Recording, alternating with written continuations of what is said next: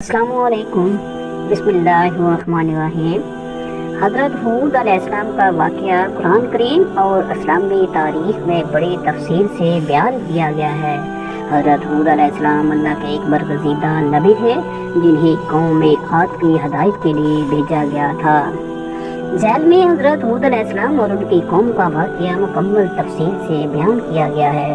قوم عاد کی شناخت: قوم عاد عرب کے علاقے احقاف میں رہتی تھی جو یمن اور عمان کے درمیان واقع تھا۔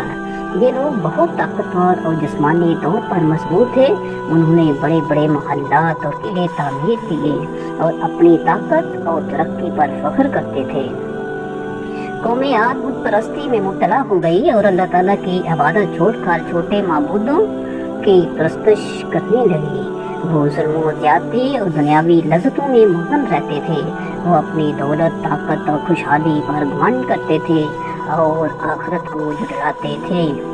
اللہ تعالیٰ نے ان کی ہدایت کے لیے حضرت ہود علیہ السلام کو نبی بنا کر بھیجا گیا۔ حضرت ہود علیہ السلام نے اپنی قوم کو اللہ کی عبادت کرنے اور اس کے عذاب سے ڈرایا۔ انہوں نے اپنی قوم سے کہا، اے میری قوم، اللہ کی عبادت کرو، اس کے سوا تمہارا کوئی معبود نہیں، کیا تم ڈرتے نہیں؟ حضرت ہود علیہ السلام نے قوم کو نصیحت کی کہ اپنے گمراہی چھوڑ دیں اور اللہ کی طرف رجوع کریں۔ انہوں نے انہیں آخرت کی کامیابی اور دنیاوی زندگی کے فائدے بتائے۔ قوم عاد نے حضرت ہود علیہ السلام کی باتوں کو جھٹلا دیا اور ان کا مذاق اڑایا۔ انہوں نے کہا، اے ہود، کیا تو ہمارے معبودوں سے ہٹانا چاہتا ہے؟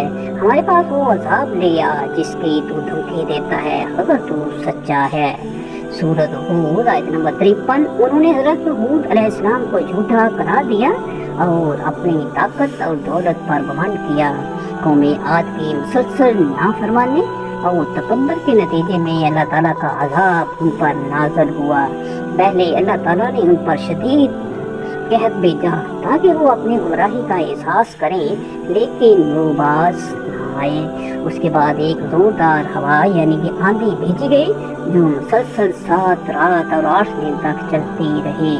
یہ ہوا اتنی شدید تھی کہ اس نے قوم عاد کو ہلاک کر دیا اور ان کے محلات اور قلعے زمین بوس کر دیے۔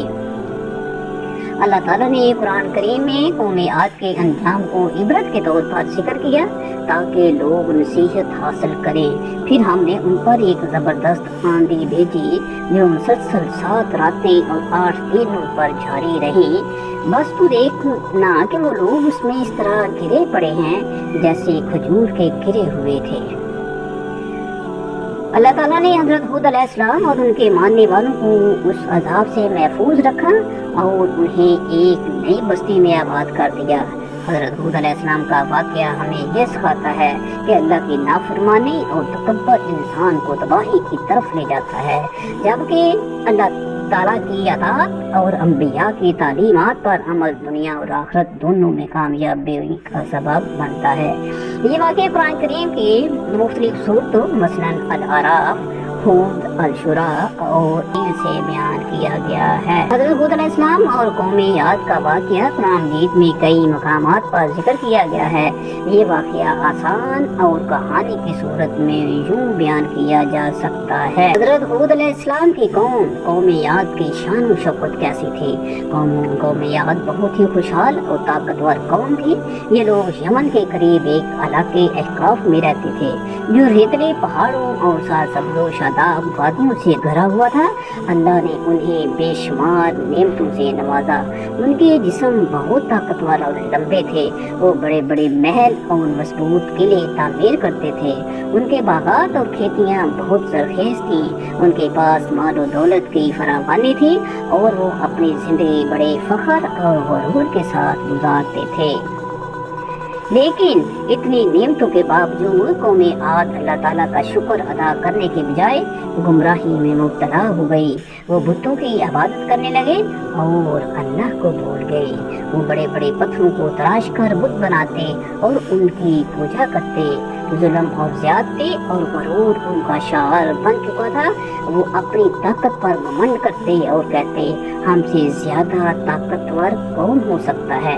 قوم عاد کا انجام नहायत दर्दनाक और इबरतनाक था। ये वो कौम थी जिसे अल्लाह ताला ने बेशुमार नेमतों और ताकत से नवाजा था, लेकिन उन्होंने नेमतों की नाशुक्री की, अल्लाह की इबादत को छोड़कर बुतों की पूजा शुरू कर दी और हजरत हूद अलैहिस्सलाम की नसीहतों को जुटलाया। उनके अनाम का वाक़या कुरान मजीद में तफसील से बयान किया गया है। जब कौम आद ने हजरत हूद अलैहिस्सलाम की नसीहत को मुसलसल नजरअंदाज किया और अपने गुमराही पर कायम रहे, तो अल्लाह ताला ने पहले उन पर कहत का अज़ाब भेजा। बारिश रुक गई, जमीन बंजर हो गई और खेतियाँ सूख गई, जानवर मरने लगे और पानी खत्म हो गया। हजरत हूद अलैहिस्सलाम ने उन्हें नसीहत की कि वो अल्लाह से माफ़ी मांगे ताकि कहत ख़त्म हो जाए, लेकिन वो बाज ना आए, बल्कि उनके गुरूर और जिद में इजाफा होता गया। काला बाग और कौम की खुशफहमी। फिर एक दिन आसमान पर एक घटा काला बादल नमूदार हुआ। कौमी आद खुश होकर कहने लगे, ये बादल हमें बारिश देगा और हमारी मुश्किलें ख़त्म हो जाएंगी, लेकिन वो नहीं जानते थे कि ये बादल रहमत नहीं बल्कि अज़ाब था। अल्लाह ताला ने एक ज़बरदस्त और इंतहाई तेज आंधी भेजी जो मुसलसल 7 रात और 8 दिन तक चलती रही। ये हवा इतनी शदीद थी कि हर चीज़ को अपने लपेट में लेकर मिट्टी में मिला देती। उनके ताकतवर जिस्म और किले भी उस आंधी के सामने बेबस हो गए। कुरान में फरमाया गया कि वो लोग इस तरह गिर गए जैसे खजूर के सूखे तने जमीन पर पड़े हों। उनके मजबूत मोहल्ला, सरसब्ज़ बागात और जरखेज खेत सब कुछ तबाह हो गया। पूरी कौम हलाक हो गई और जमीन पर उनका कोई नामो निशान बाकी न रहा। कुरान में उनके अंजाम के बारे में कहा गया, बस देखो उनके अंजाम कैसा हुआ, ना उनमें कोई बाकी बचा और ना उनकी कोई सल्तनत। हज़रत हूद अलैहिस्सलाम और मोमिनीन की नजात। अल्लाह ताला ने हज़रत हूद अलैहिस्सलाम और उनके साथ ईमान लाने वाले लोगों को इस अजाब से महफूज रखा। वो लोग अल्लाह की रहमत से किसी महफूज मकाम पर मुंतकिल हो गए और वहाँ नई जिंदगी शुरू की। कौमी आद का अंजाम हमें ये सिखाता है कि अल्लाह की नाफरमानी और नाशुक्री का अंजाम तबाही है। गुरूर, तकब्बुर और ज़ालिम अल्लाह को सख्त नापसंद है। अल्लाह की नसीहत और नबियों की तालीमात को मानना ही कामयाबी का रास्ता है। कुरान में अल्लाह ताला फरमाते हैं, ये वो आद हैं जिन्होंने अपने रब की निशानियों को जुटलाया और उसकी अज़ाब को दावत दी।